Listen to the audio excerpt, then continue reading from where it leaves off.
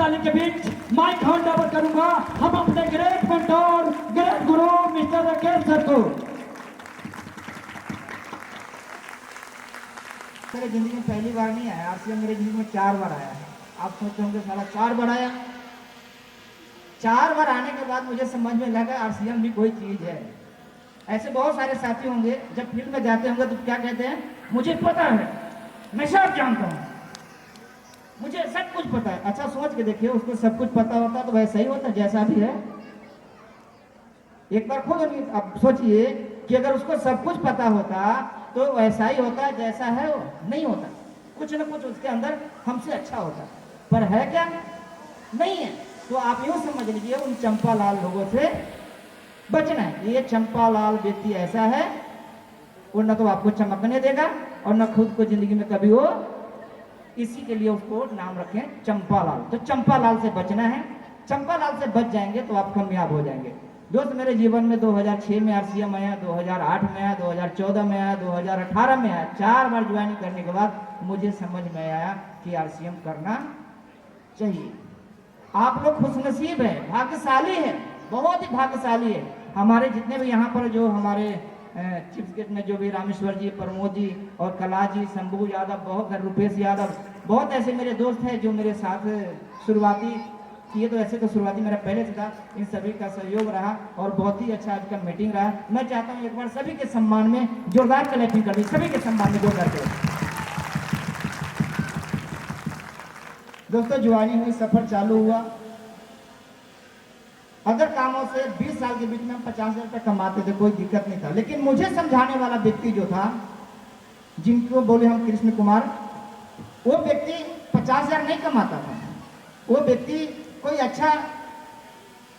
अच्छा माहौल में रहने वाला नहीं था। उस व्यक्ति का कोई अच्छा मुकाम नहीं था।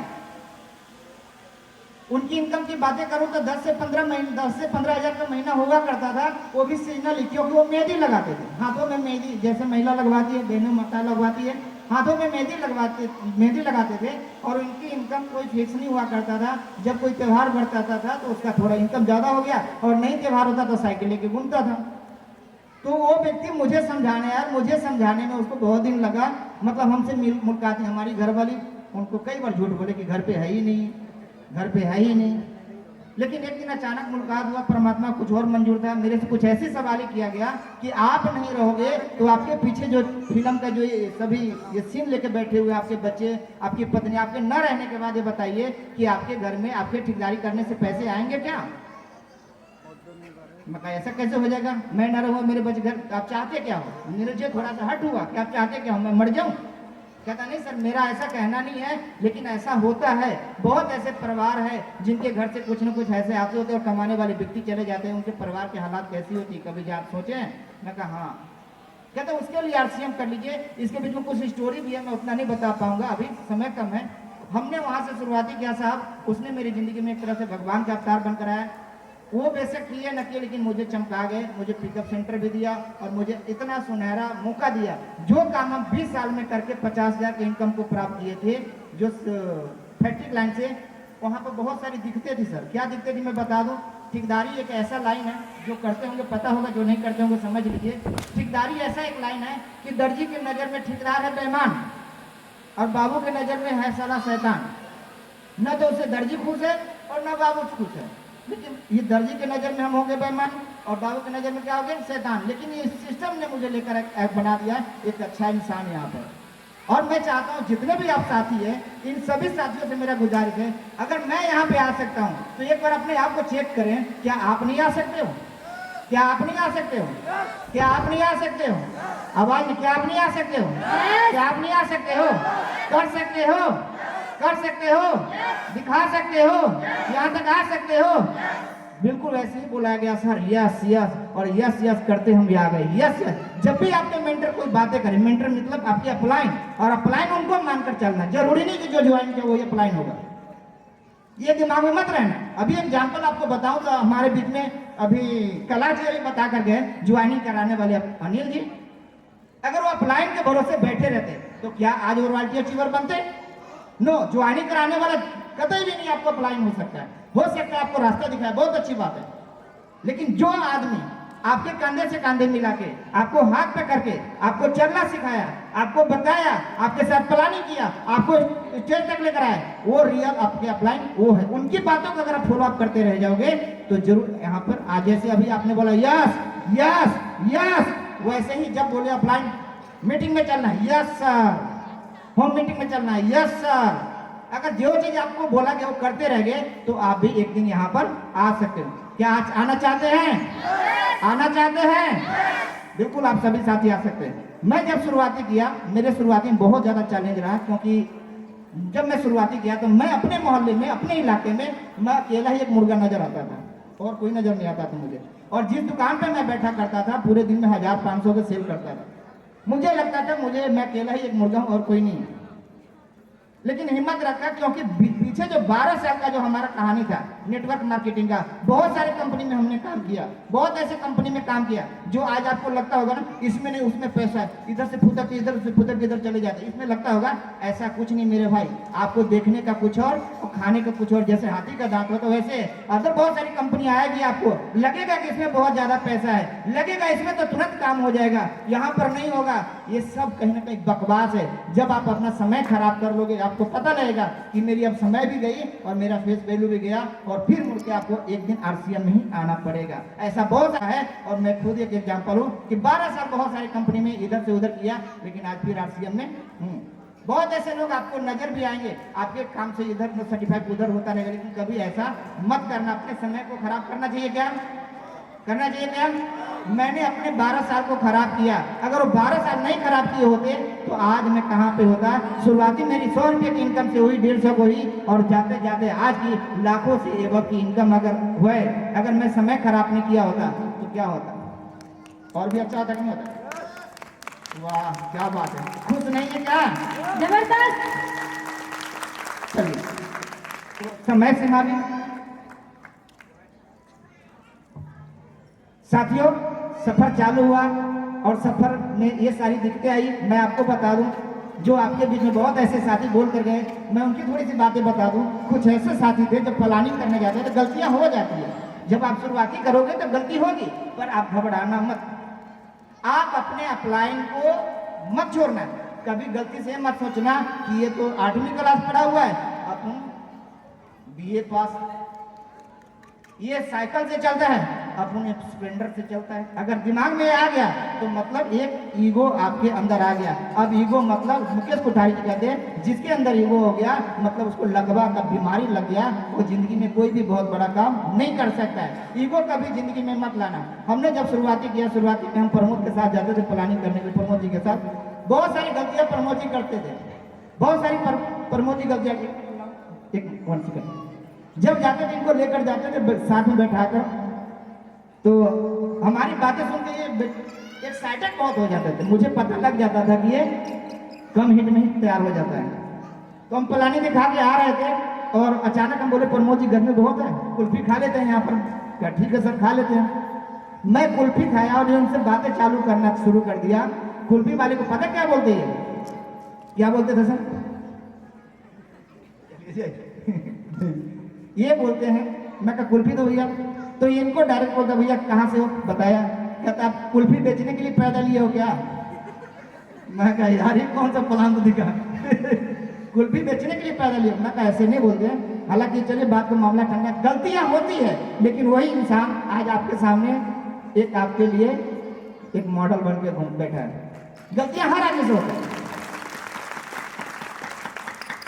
गलती हमने भी किया। गलती आप घबराना मत कि मुझे नहीं आता है, अच्छी बात है कि आपको नहीं आता। अगर आपको आता ना तो आप इस हॉल में नहीं होते, बाहर ही होते। जिसको आता है वो आया क्या यहाँ पे? नहीं। जिसको आता है वो आया क्या? नहीं। उसको तो सब कुछ आता है, उसको आने की क्या जरूरत है?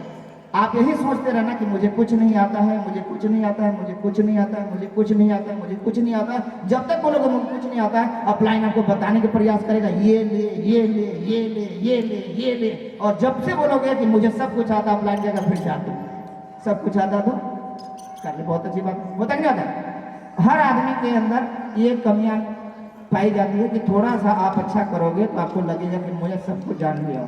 ये बहुत बड़ी बात नहीं सर।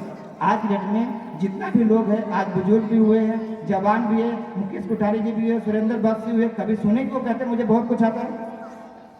हर आदमी सीख रहा है। उसी तरह से आप सीखने की तैयारी करना और सीखते सीखते एक दिन बहुत बड़ी लेवल पे पहुंच सकते हैं। आप बताओ ये कहानी, गलती क्या होती है जब शुरुआती करते हैं तो कई तरह का हमारे मन में ऐसी बातें आ जाती है। जैसे कहानी के साथ बताऊं, एक पानी का बहाव चल रहा था नदी में, थोड़ा आवाज को कम कर दीजिए, सीटी मारते हैं। पानी का बहाव चल रहा था, बढ़िया था, जैसे बारिश हो रही है समय पानी का बहाव चलता है उसी तरह से बहाव चल रहा था। और बहाव के साथ साथ एक मेढक और एक बिच्छू जा रहा था। क्या जा रहा था? एक मेढक और एक बिच्छू। हेलो, रेडी हो? एक बिच्छू और एक मेढक जा रहा था। तो मेढक को पता है आपको पानी में रहने वाला है, यस या नो? मेढक क्या करते थे, पानी में जितना मर्जी तेज पानी चलने और उलट पुलट वो अपना सिंगल सही कर लेता है, मतलब वो पानी का चीज तैरता रहता है। उसके साथ साथ बिच्छू भी था, वो उबडू करते थे, यानी कभी नीचे कभी ऊपर। बिच्छू को लगा कि मैं मर जाऊंगा। मेढक से बोला, अरे भाई तुम्हारे पास एक कला है, तुम मुझे बचा ले। कहता मैं कैसे बचाऊं, तेरी आदत बहुत खराब है। कहता वो कैसे? कहता तू किसी को नहीं छोड़ता है। कहता नहीं पक्का आपको कुछ नहीं करूंगा, आप मुझे बैठाओ मुझे बचाओ।